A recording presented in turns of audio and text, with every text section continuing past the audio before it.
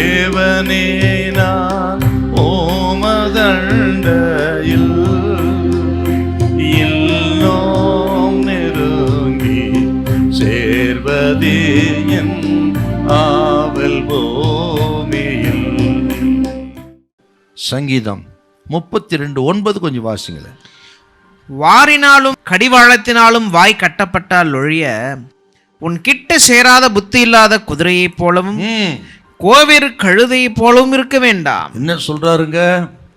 குதிரை அவசரப்படக்கூடியது, ஆகவே நீ அவசரப்படாத. அல்லது கழுதை போல ரொம்ப மோசமாக பின்தங்கியும் இருக்காத அப்படின்னு சொல்றாரு. என்ன அருமையான வார்த்தை பாருங்க. அவசரமும் படக்கூடாது, கர்த்தர் சொன்ன பிறகும் காலதாமதம் பண்ணக்கூடாது. இதுவும் வாழ்க்கையில் ரொம்ப முக்கியம். ஒரு காளான் இருக்கு பாருங்க, காளான், அது குறித்து சொல்லுவாங்க.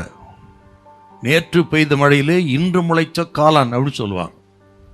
அப்படின்னா ஒரே ராத்திரியில் முளைக்கும் காளான், என்ன பிரயோஜனங்க? ஆனால் கேதுரு மரத்தை பாருங்கள். கேதுரு மரம் அது முளைத்து பல வருடங்களாகிறது, வளர்ந்து அது பெரிய மரமாகுது. அதுதான் பிரயோஜனப்படுது. சாலமோன் ராஜா ஆலயத்தை கட்டுவதற்கு கேதுரு மரத்தை தேவதாரு விருட்சங்களை பயன்படுத்தினார். ஆலயத்தை கட்டுவதற்கு பிரயோஜனப்படுகிற ஒரு மரம் இல்லையா, மரங்களின் அரசன் அப்படின்னு இஸ்ரவேல் தேசம் சொல்லுவாங்க. அப்போ அது வளர்வுக்கு அவ்வளோ நீண்ட காலம் அந்த அளவுக்கு பயன்படுதுங்க. அதுதான் நம்ம வாழ்க்கை. அவசரப்படாமல் ஒரு காளான் போல இல்லாமல் பொறுமையாக காத்திருந்து ஒரு கேதுரு மரத்தை போல இருங்கள். கர்த்தருக்கு பயன்படுகிற பாத்திரமாக மாற்றுவாருங்க. தேவ திட்டம் நிறைவேறும்.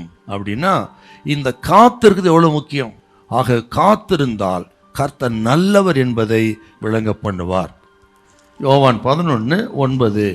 இயேசு பிரதித்திரமாக, பகலுக்கு 12 மணி நேரம் இல்லையா? ஒருவன் பகலிலே நடந்தால் அவன் இந்த உலகத்தின் வெளிச்சத்தை காண்கிறபடினால் இடரமாட்டான். அப்படின்னா பொறுமையா காத்திருந்ததுக்கு அப்படி சொல்றாருங்க. அவர் காலங்களின் அடிப்படையில காத்திருந்து செயல்பட்ட தெய்வம் நமது ஆண்டவர். அதுதான் ரொம்ப முக்கியம்.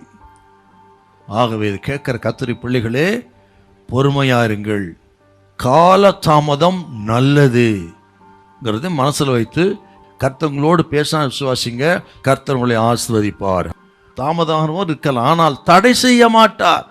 இதை கேட்கிற கர்த்தருடைய பிள்ளைகளே, தாமதமாகிறதா காரியங்கள் நடப்பதற்கு, ஜெபம் கேட்கப்படுவதற்கு, உங்கள் விசுவாசம் கனம் பண்ணுவதற்கு தாமதமா?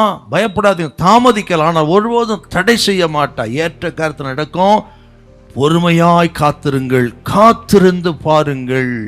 ஹல்லேலூயா, ஹல்லேலூயா.